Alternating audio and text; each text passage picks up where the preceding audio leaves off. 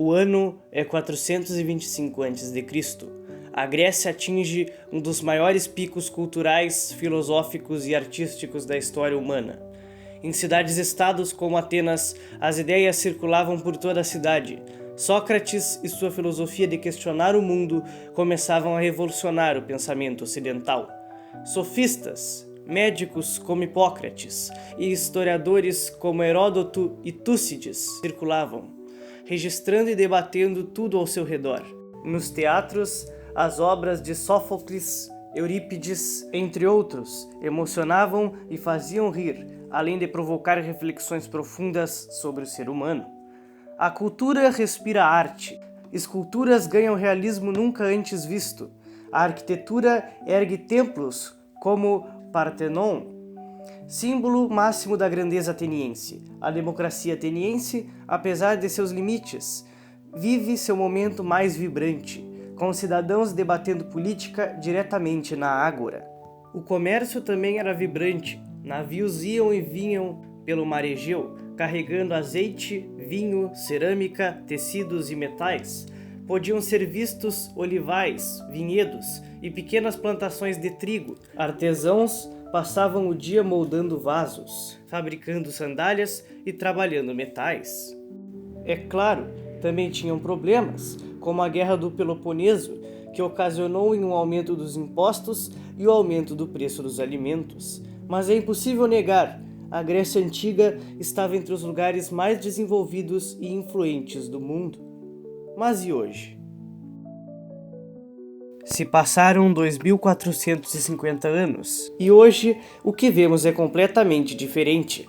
A Grécia é um dos países com a maior taxa de desemprego da Europa, sendo em setembro desse ano 8,2%, e o desemprego juvenil de 18%, o que é assustador, mas já foi ainda pior. Em 2013, o desemprego chegou a 27% e o desemprego juvenil a 64%.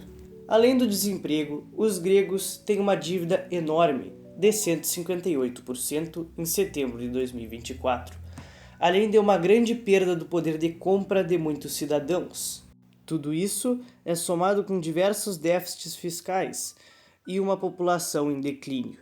Mas, então, o que aconteceu para a Grécia estar em que muitos dizem em um processo de falência? Em 2001, a Grécia entrou na zona do euro, adotando-o como sua moeda oficial. Porém, não foi nada fácil para aderir ao euro. A Grécia precisava seguir o Tratado de Maastricht, assinado em 1992, que definia critérios para que os países adotassem o euro. Os critérios eram que o país teria que ter um déficit em relação ao PIB de no máximo 3% e uma dívida em relação ao PIB de no máximo 60%. Porém, o governo grego não atendia a esses critérios, pois seu déficit em relação ao PIB era de 4,1% nos anos 2000, e sua dívida em relação ao PIB era de aproximadamente 103%. O mais lógico é se pensar que é impossível diminuir esta dívida em um ano, pois a Grécia aderiu ao euro em 2001. Mas existe, e é um jeito bem mais fácil do que você imagina: falsificando os dados. Entre as estratégias usadas para maquiar os dados, a Grécia contou com a ajuda de bancos, incluindo o banco americano Goldman Sachs, para maquiar a dívida pública utilizando derivativos financeiros e operações complexas que esconderam parte do seu endividamento real. Assim, a Grécia conseguiu enganar a Comissão Europeia e o Banco Central Europeu, que aceitaram os dados fornecidos. Com as vantagens proporcionadas pela entrada na zona euro, a economia grega passou por um período de forte expansão, pois a adoção da moeda única permitiu que a Grécia comercializasse em condições iguais com as grandes economias europeias, além de ter acesso a empréstimos mais baratos. Isso gerou um ambiente de crescimento acelerado e confiança internacional na economia grega. Após esse período de crescimento econômico, a Grécia buscou demonstrar ao mundo sua grandeza, aproveitando-se de seus financiamentos baratos, proporcionados pela entrada na zona euro, decidiu sediar os Jogos Olímpicos de 2004, O evento, porém, gerou um gasto gigantesco, estimado oficialmente em cerca de 9 bilhões de euros. Embora alguns estudos indiquem um valor ainda maior, devido a superfaturamentos, corrupção e atraso nas obras. No total, o custo representou aproximadamente entre 5 a 7% do PIB grego da época. No entanto, tanto o crescimento acelerado dos anos anteriores quanto os gastos massivos com as Olimpíadas foram financiados quase totalmente por endividamento e déficits fiscais constantes, o que impulsionou a dívida em relação ao PIB para cerca de 110% do PIB e um déficit orçamentário de 6,1%. Mas, apesar dos gastos elevados, a economia grega continuou a crescer.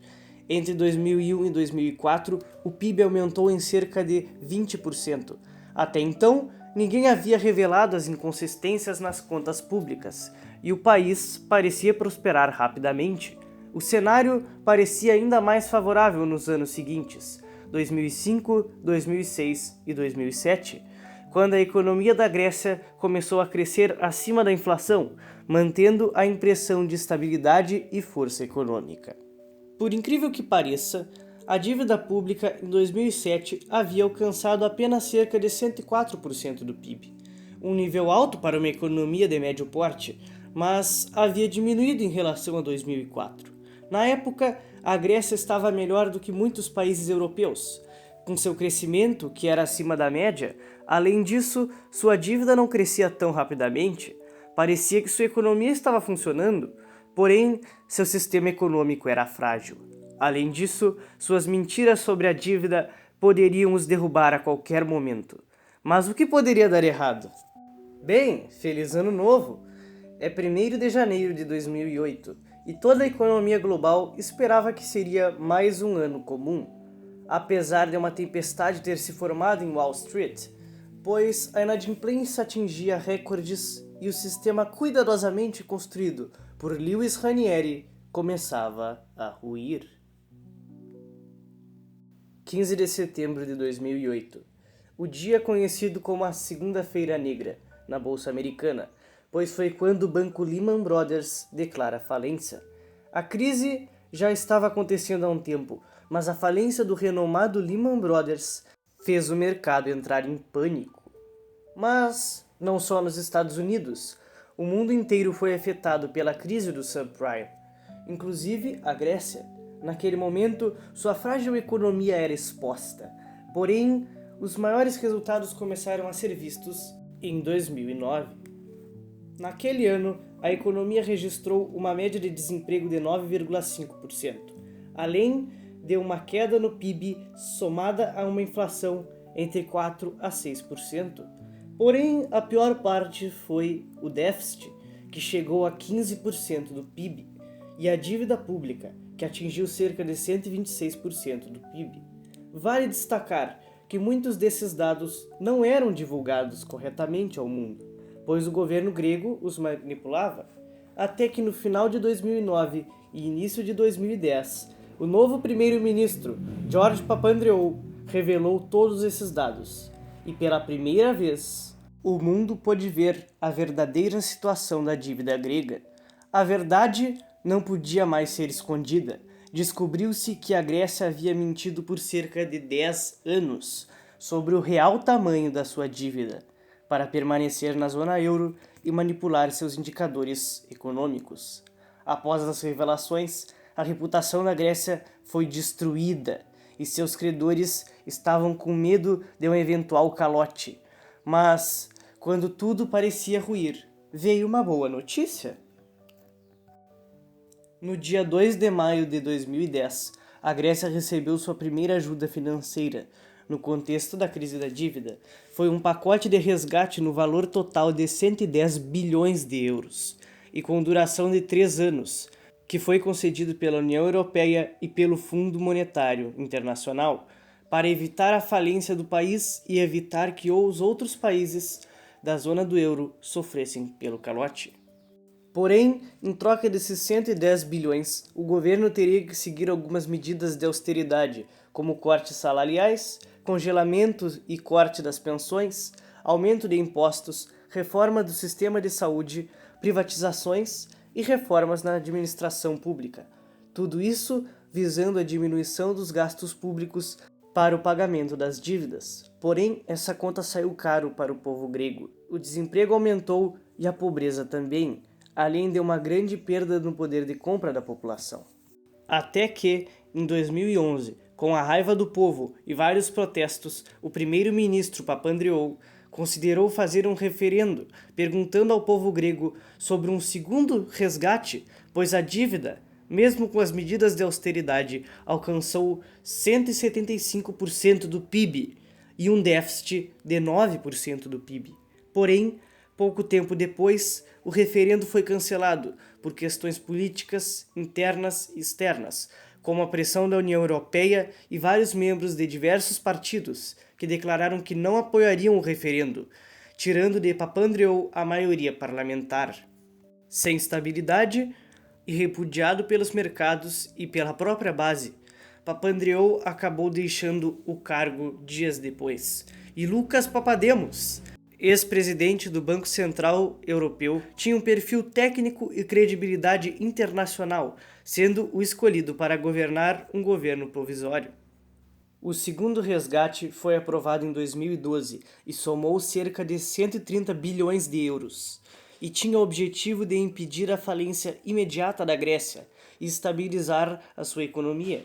A parte mais importante foi a reestruturação da dívida, onde credores privados aceitaram uma grande redução de cerca de 100 bilhões da dívida pública. Além disso, parte dos recursos foi usada para recapitalizar os bancos gregos, que estavam à beira do colapso. Economicamente, o pacote tentou tornar a dívida mais sustentável e evitar que o país saísse da zona do euro, mas em troca exigiu novas medidas de austeridade, corte de gastos públicos, redução de salários, aposentadorias, aumento dos impostos e reformas trabalhistas. Apesar da redução nominal da dívida, a economia estava tão enfraquecida que o PIB continuou caindo, o desemprego aumentou e a relação dívida-PIB permaneceu alta. Para ter uma noção, o PIB grego em 2008 era de cerca de 351,12 bilhões de dólares, o que em 2012 caiu para cerca de 238,84 bilhões. Isso desconsiderando a inflação do dólar e do euro na Grécia. Já a sua relação dívida-PIB, no início de 2012, teve uma queda de 136,5%, mas no fim do ano subiu novamente para cerca de 156%. Nos anos seguintes, a situação da Grécia seguiu complicada e com cada vez mais cortes de gastos e políticas impopulares para a população, demissões, cortes salariais e orçamentários. Em 2013, o desemprego bate seu recorde de 27,5%. Sua dívida foi estimada em cerca de 180,4% e um déficit de 12,7% do PIB. Até que, em 2015, o partido ganhou as eleições elegendo Alexis Tsipras, que tinha uma postura anti-austeridade. Logo no início do governo, houve um conflito com a União Europeia. O Syriza rejeitava as condições impostas pelos credores para novos empréstimos. A crise atingiu seu auge em julho de 2015, quando o governo realizou um referendo e a população votou não às novas medidas de austeridade. Porém, poucos dias depois, com o país à beira do colapso financeiro e os bancos fechados, Alexis acabou aceitando o terceiro resgate, ainda mais rígido, para manter a Grécia no euro. Após intensas negociações e mais um referendo popular, um terceiro e último programa de até 86 bilhões de euros foi acordado com os credores da zona do euro. Após esse último empréstimo, o FMI havia dito que a dívida da Grécia era insustentável, e após um tempo, os credores aliviaram um pouco as metas orçamentárias, mas não aliviaram a dívida. A Grécia deixou o programa de resgate em 2018, e a sua economia voltava a crescer, registrando um crescimento real em 2017, 2018 e 2019. Mas mais medidas de austeridade foram impostas para pagar a dívida, pois a Grécia saiu devendo para a União Europeia e para o FMI cerca de 330 bilhões de euros, o que representava 180% do PIB. Mas apesar de tudo, a situação vinha melhorando. Houve queda no desemprego, superávit e crescimento econômico. Parecia que a situação não tinha como piorar muito mais, né? Em 2020, a crise de saúde piorou e muito a situação grega, pois 20% de seu PIB vem do turismo, e com as fronteiras fechadas e restrições internacionais, as receitas turísticas despencaram, algo devastador para hotéis, restaurantes, transporte e pequenas empresas. Para sustentar a economia, o governo aumentou gastos emergenciais. Assim, a dívida pública saltou para cerca de 210% do PIB, voltando ao maior nível da história moderna do país, sendo superior ao antigo pico da crise da dívida. O déficit fiscal voltou. Após anos de superávit, o governo voltou a registrar um déficit elevado, acima de 7% em 2020, devido aos gastos emergenciais e à queda na arrecadação. Além disso, o desemprego voltou a subir, atingindo cerca de 16% em 2020. Entre 2021 e 2023, com a retomada do turismo, a Grécia passou por uma recuperação rápida. Seu PIB subiu de cerca de 180 bilhões em 2020 para aproximadamente 240 bilhões em 2023.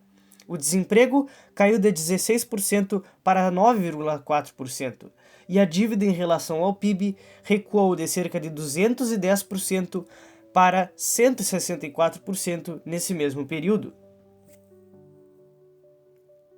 Hoje a Grécia tenta se recuperar de suas diversas crises e de sua impagável dívida, que em um dos dados mais recentes, de dezembro de 2024, registrou cerca de 154% do PIB.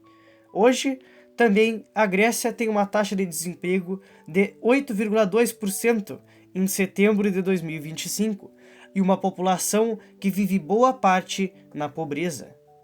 Ainda assim, o futuro é incerto, principalmente em relação à permanência ou não da Grécia na zona do euro e sua dívida, que se por acaso ocorra outra grande crise, pode voltar aos mesmos níveis da pandemia.